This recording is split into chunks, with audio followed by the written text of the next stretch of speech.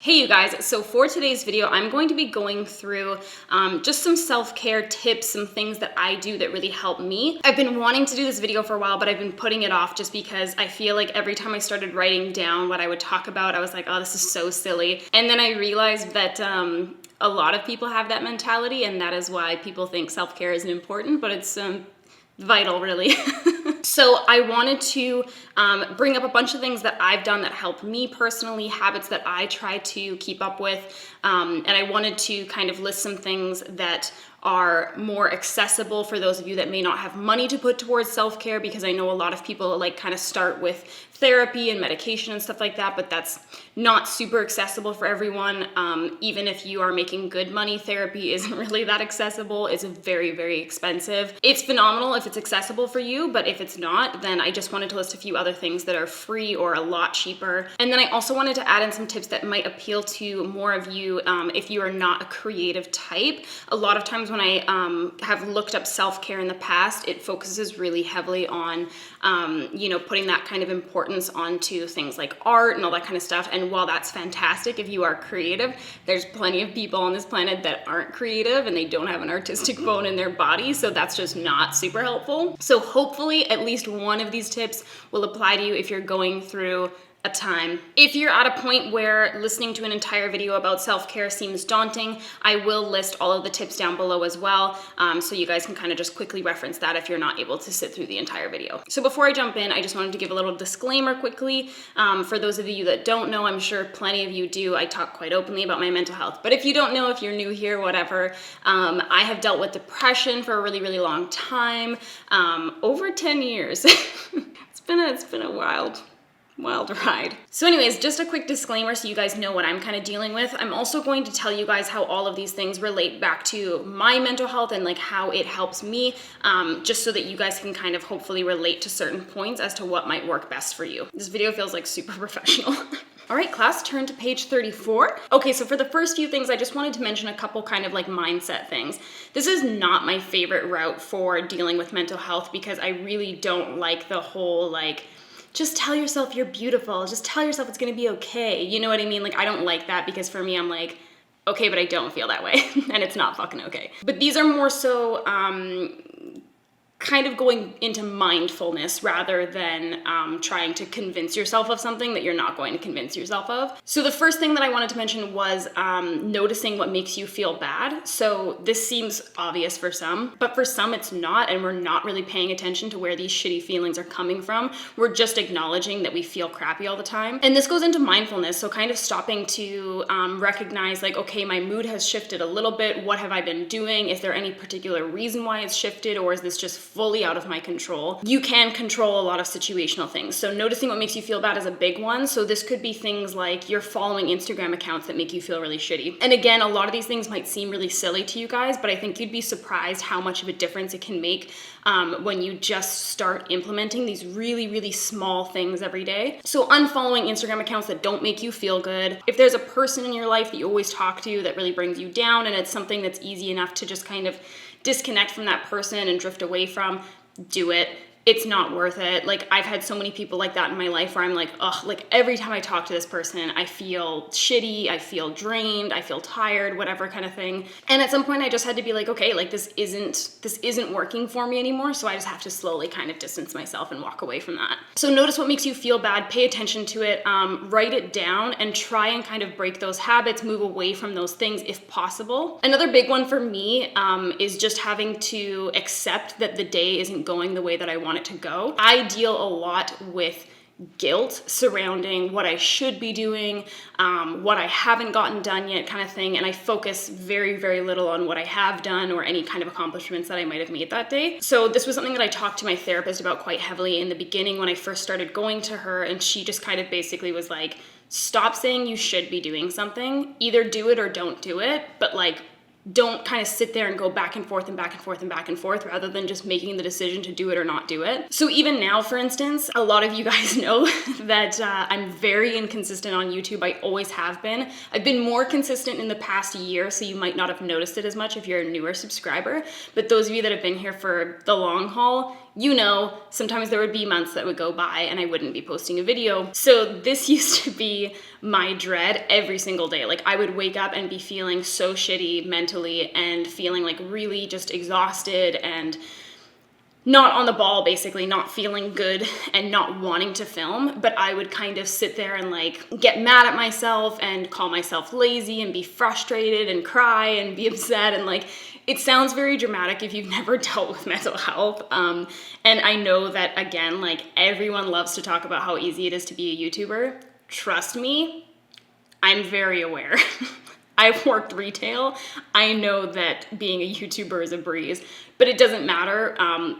Mental illness doesn't discriminate against the situation, against your financial status, whatever. Like none of that matters, you know? So I would kind of get stuck in this cycle of feeling really shitty about myself. And because I was making myself feel even worse, I would be even less likely to get things done. So for me, it really came down to having to relinquish that guilt of saying like, okay, I wanted to get a video today, but I'm not going to. And by saying that and just giving myself basically the permission to be like, I'm just gonna leave it, that's fine. This isn't what I planned, but whatever. I'm now able to kind of move on with my day and do other things that are important for me to get done as well, rather than just getting stuck in this cycle of feeling so shitty about myself that I end up getting nothing done. So stop saying you should, either do it or don't. And if you choose not to do it, let it go. This is a really big one for me. I was so against this for the longest time, I can't even tell you.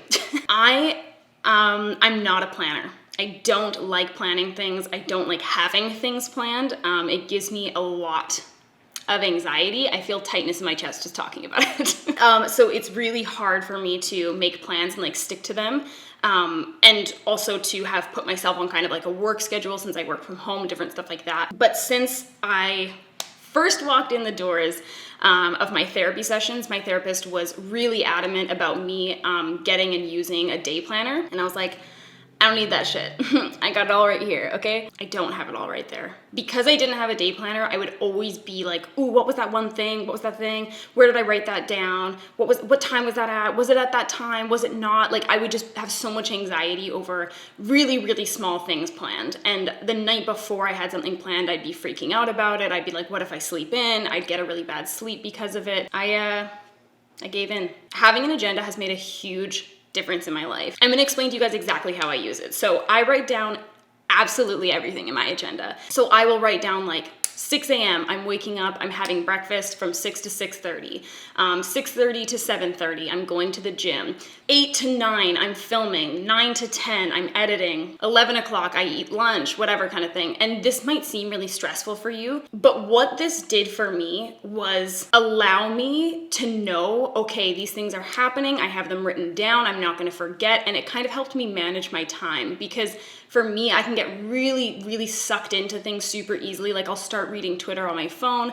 We'll get into the phone thing in a little bit. And suddenly like an hour has gone by and I've been doing literally nothing. Whereas like if I have this kind of schedule that I'm sticking to, I'm paying attention to that timeline. And this is not for you guys to feel guilty about not utilizing every ounce of your time, because this is something I really, really, really believe in. You have to schedule time for self-care. So when I say I'm writing down everything I'm doing, a lot of what I just mentioned sounds productive, but I write down my meals. I write down like making sure that I'm gonna go eat lunch, because food is something that I really, really struggle with. I'm either eating way too much or I'm not eating at all kind of thing, because that's just how my depression looks on me. And when it comes to self-care things, a lot of the times I'm like, well, I know I need to do that, so I'm just gonna do it later in the day, like when I have time kind of thing. Like, and you just keep telling yourself you're gonna get to it, like you'll get around to it, whatever. Like that's not as important as everything else. And so by not writing that down in your agenda, you're solidifying that idea that A, you should feel guilty for spending time on that, and B, that this is just gonna happen when it doesn't. When you are making time for self-care and writing that down in your agenda, 7 to 8 p.m. reading, or art or yoga or whatever, you are solidifying the idea that that is as important as everything else that you needed to get done today. So it's putting the focus back on that and the importance of that in your life. And I think that you will find that more often than not, if you schedule it in, you'll do it. If you don't schedule it in, you won't. The other thing that I think is really great about writing everything down, even if it might seem insignificant, like your breakfast, your lunch, whatever kind of thing, like things that aren't like work related or schedule related, like I have a doctor's appointment, stuff like that. A lot of times when we're dealing with different mental illnesses, that internal monologue is so strong, and it's such a guiding factor. And I think a lot of people don't recognize that, because when you're in a really bad state, you convince yourself of things, and it's not even like deep down that's not true. You are absolutely 100%, without a doubt, unshakable faith, you're positive you're a piece of shit. Like for me, that's how my depression looks. Like it's not a question. I'm like, I know people don't like me. I know that I'm lazy. I know this, I know that, but it doesn't stop until I'm out of that slump. And when I'm out of that slump, it's not like I'm looking back being like, oh God, I was being so silly. Like obviously those things aren't true. When I'm out of that slump, I'm just like, okay, I just need to focus on like getting as much as I can done now before I get back into a slump kind of thing. Like you're not stopping to acknowledge that like you're fine. you're just as good as everyone else. You're productive, you're a good person, you're whatever. So because it's so easy to get into that mindset, I think writing down those things that might seem insignificant is important, because you're checking all of those things off, and all of those things start to feel like an actual accomplishment. Because there are times in my depression when getting out of bed, as silly as it sounds, that is an accomplishment. Taking a shower, oh boy, who is this productive bitch? I like to schedule in reading and art, so those are kind of my things that I'm going to do when I really need to take a step back from stuff, and just things that I try to make time for every single day. So recently I've been trying to get back into art, because that was something I did almost every day when I was kind of growing up, and like in my early 20s. And it's something that I've really put off for the past kind of few years, because I've just been more focused on my career and stuff. And while makeup is art, that's not the kind of art that like relaxes me personally, especially because it's become such a job. So I've been making lots of time to do like sketching, painting, and I will schedule in that time. So I'll say like from like 8 p.m. to 9 p.m. I'm gonna be doing art. If I go over that time or under that time, it doesn't matter, just making sure that I'm kind of stepping away to go do that for a little bit and just disconnect. I also like to make time for reading. So reading is a big one for me. I can't always stick to this, because there are times where I really struggle with focus, depending on what's going on in my life and how I'm feeling at that time. So sometimes reading just doesn't work for me.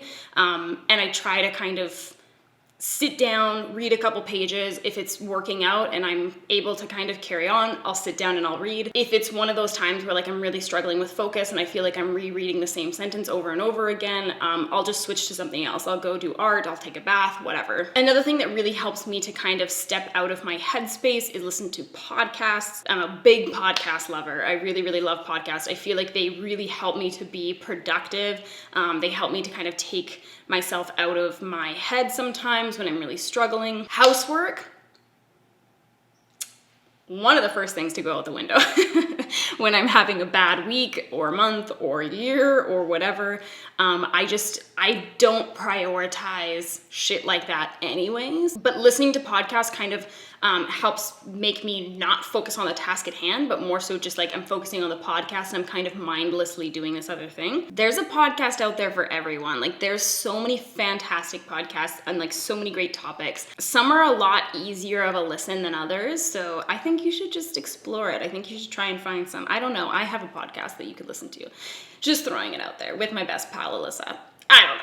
It's called Approachable. I'll leave a link in the description. But if you want some suggestions for podcasts that I've been listening to lately, I'll leave some in the link below. But off the top of my head, one that I've really been loving lately is a podcast called All My Relations. It is hosted by these two Indigenous women out of the States, and they basically talk about, the Indigenous experience growing up in America, stereotypes surrounding Indigenous people and culture, different stuff like that. It's been super interesting, really informative. The hosts are just like so lovely. So intelligent. They do a really great job, so I've been loving that one a lot lately. I also recently listened to The Shrink Next Door.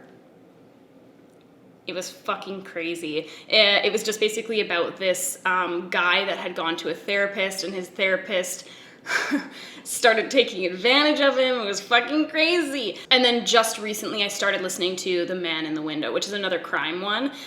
It's been good so far, but I'm just getting started, so I'm not gonna fully recommend that. I'll link them all below, all my faves. So once we're done listening to our podcast, it's time to put our phones away, man. This one's been hard for me, and it's something that I go back and forth on all the time, and that is the disconnect. Where do I begin? My phone, and just the internet in general, is a real source of sadness for me. I really, really struggle being too connected online because I'm just really exposed to a lot of opinions that I don't agree with. A lot of criticism, different stuff like that. Obviously, I'm in a kind of a unique position in that way. But a lot of the times, if I've spent a lot of my day focusing on, the internet, reading comments, whatever kind of thing, and not even necessarily stuff that's just directed at me, but just generally reading through Twitter and whatever, I'll say to Matt at the end of the day, like, I just feel so like emotionally drained because I feel like all day I've been like soaking up this like negativity and anger and like opinions that I don't agree with and different stuff like that. And it's just like, you just feel so exhausted. It's not natural. I've said this so many times, but it's like, if you think about life before the internet, realistically, how many people did we interact with? How many opinions were we having to listen to? How many fights were we having to get in? Not very many.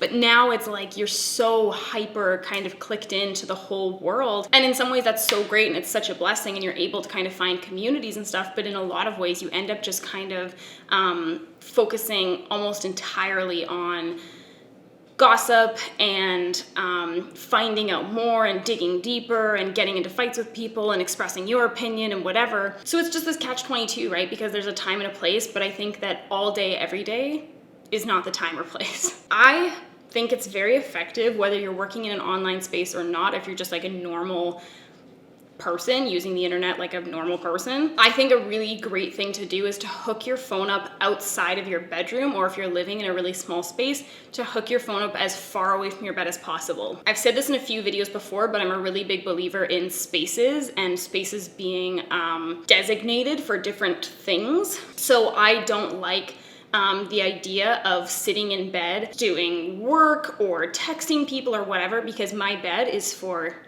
sleeping and other fun things that don't involve phones, typically. Unless you're into that, I don't know. No judgments. But I want to use my bed for what a bed is used for, and I want to use my desk space for what I use my desk space for. Like, I want to have different areas for different things. And so even when I was living in a really, really small space, I still kind of made sure to be more focused on like, all I have is a desk and a bed, but I'm going to do my work, do my social media, play games, whatever kind of thing. I'm going to do that at my desk. I'm gonna sleep in my bed. Whereas when I'm not doing that and I'm not practicing this, I will lay in bed and I'll think and I'll think and I'll think and I'll be like, oh, I should quickly respond to that one last email. I should quickly respond to that text message that I just heard go off. I just wanna check who it is. I just wanna see this. Oh, I just wanna see who responded to me on Twitter. And then you end up sitting there on your phone for hours. So you don't get as good of a sleep. You're way more restless, you're more stressed. So I really believe in hooking up your phone as far away from your bed as humanly possible. And I also think it's a really great practice, if you're able to do this, to set either time limits on your phone or certain times that you're able to kind of use your phone between. So one of my first ever therapists that I didn't like, but this is one of the good things I took from them, they said basically that I was treating my phone as if it was a full-time job, because most people, like, they go to work 9 to 5 and then they come home and they leave their job at work, hopefully, if you're in a good work environment. I would wake up, the first thing I would do is check my phone. I would check my phone all day long, even into the nighttime, even if I was hanging out with friends, boyfriends, whatever, trying to do things to relax. I'd be reading and then I'd be putting my book down to kind of look at my phone and going back and forth and back and forth. It was something that I did from sun up to sundown. So I had to, for a really long time, be super diligent about only using my phone between certain hours. So like, it might be like 9 to 6 or 10 to 7 or whatever kind of thing. And then after that, that's it. Make whoever aware that you need to be aware of it, that you are not going to be on your phone after that time or before that time. If you're able, of course, some people are in jobs where that's just not applicable, and fair enough. Or you might be a parent, you might need to have your phone on you at all times, whatever.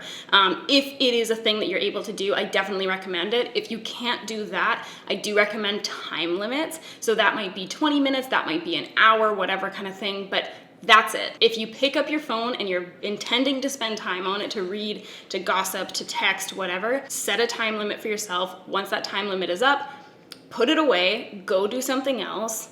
You can come back to your phone whenever you want, but set another time limit and just get in the habit of stepping away. Because a lot of the times we get stuck in that continual loop of like, opening Facebook, there's nothing to see. Opening Twitter, there's nothing to see. Opening Instagram, there's nothing to see. And then going back to Facebook, back to Twitter, back to Instagram, back to Facebook, back to Twitter, back to Instagram.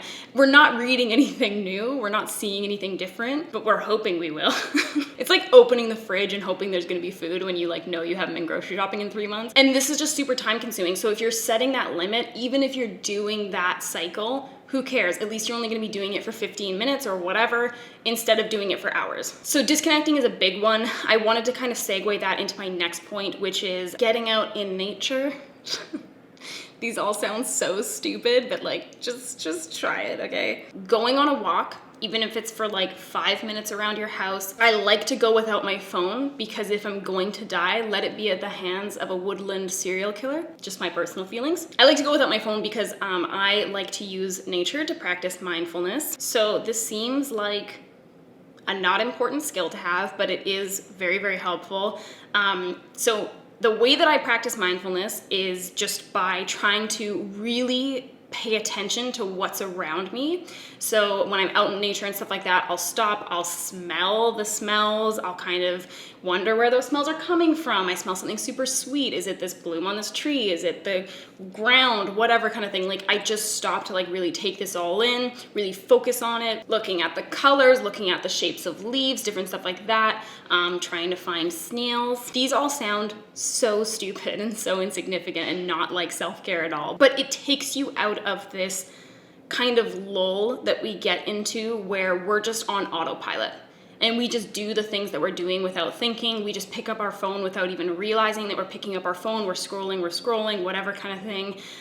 We're not focused on what we're actually doing. We're not paying attention. And that's how you get into habits of doing things that make you not feel good and not realizing until it's like way too late and the damage has been done from that habit and that habit is like so instilled in you now. But when you're practicing that mindfulness and you're paying attention to other things, you are first of all stopping to kind of think about what you're grateful for, shift your mindset a little bit to be about things other than the problems in your life or how you're feeling or whatever. But also you're taking the time to be more perceptive of what's happening. So I think mindfulness is a really, really powerful tool. Just give it a shot. Oh gosh.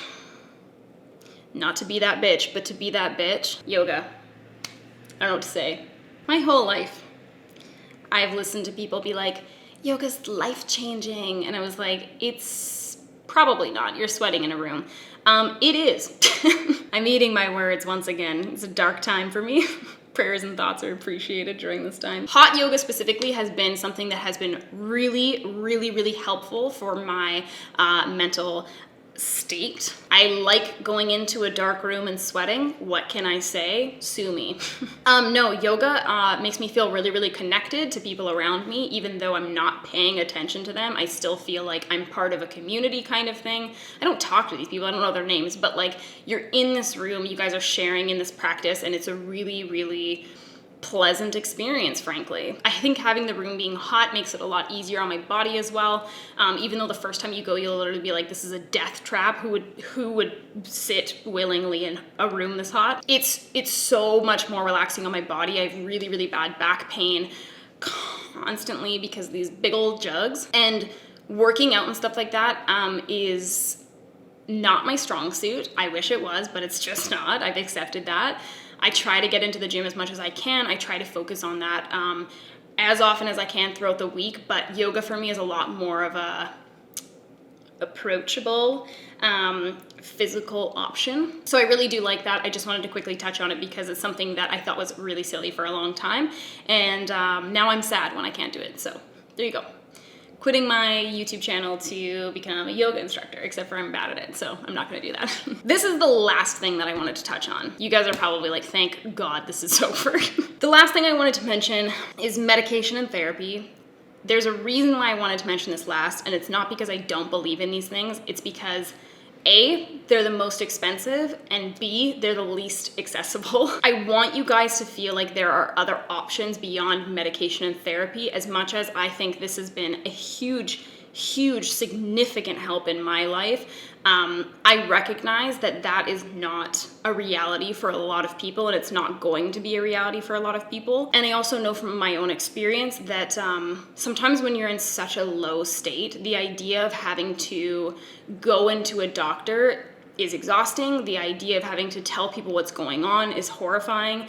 The idea of having to rehash all of the shit in your life that you're sad about to some random person, and not only that, but to have to pay them to listen is really daunting. And I kind of was really withdrawn from the idea of medication or therapy for a very long time, because I wanted to prove to myself that I could help myself without needing those things. For me, that was never going to be my reality, because I was not even able to get myself to the point where I would be able to kind of employ any of these things that I've mentioned before this, because I was in such a bad space. Like the thought of even trying to implement a new habit, it just wasn't going to happen. I had to go to therapy at some point, and I was really resistant. I really didn't want to, but I made the appointment and I went. It has been one of the most helpful things in my entire life that I've ever done for myself.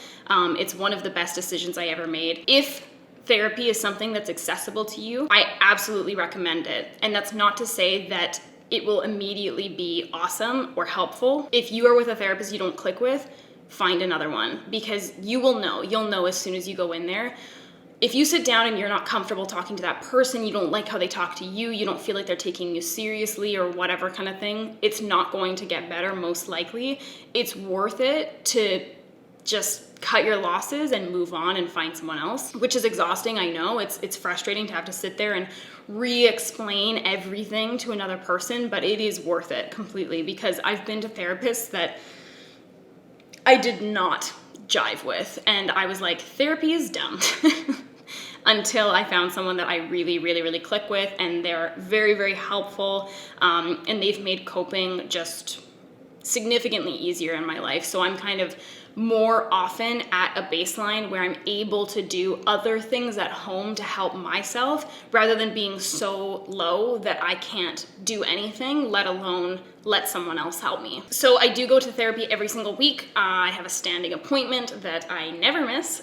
And then the other thing is medication. I am not a doctor. I have no recommendations to give you on this one. This is something that you're going to have to talk to your doctor and or therapist about. And it's also something that's a very personal decision as to whether or not that's something that you want to consider. There are a lot of people that are highly functioning and totally fine without medication, and they're able to kind of find coping mechanisms that work for them. If medication makes you uncomfortable, definitely explore your other options first. If you feel like you're at a point where you're not able to live your life,